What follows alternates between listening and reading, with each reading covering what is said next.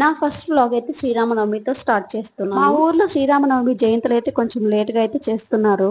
ఇంకా ఊర్లో ఫ్యామిలీ మొత్తం అయితే గ్యాదర్ అయిపోయాము. పిల్లలు కజిన్స్ అందరు వచ్చారు. ఇంకా ఊరికి రీచ్ అవ్వగానే మా అమ్మ నాన్న అయితే ఇంకా మా కజిన్ బాబున్నాడు.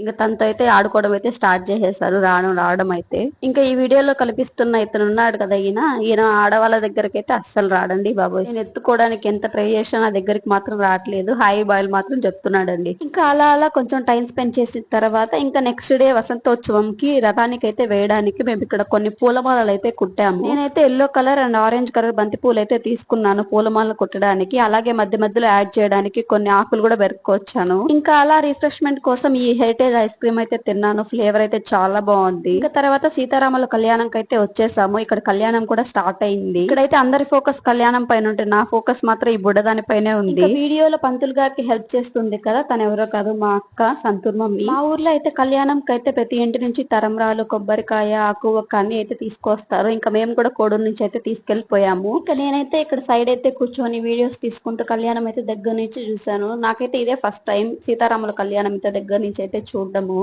నాకైతే చాలా హ్యాపీగా అలాగే బ్లెస్ఫుల్ గా అనిపించింది ఇంత దగ్గర నుంచి కళ్యాణం చూసినందుకు. ఇక్కడ దేవుళ్ళకి తరంబ్రాలు పోస్తుంటే నేనైతే చూస్తూ ఆనందించాను. దాని తర్వాత అలాగే మనకైతే కొన్ని తరంబ్రాలు అయితే దొరికాయి, అదైతే వేరే విషయం. ఇంకా కళ్యాణం అయిన తర్వాత మా అక్క అయితే మంగళహారతి పాట అయితే పాడుతున్నారు దేవుళ్ళకి. అదైతే సాంగ్ యాడ్ చేయడానికి నా వల్ల అవ్వలేదు, ఎందుకంటే బ్యాక్గ్రౌండ్ లో నాయిస్ ఎక్కువ వస్తుంది. ఇంకా వీరైతే మన సీతారాములు అనమాట.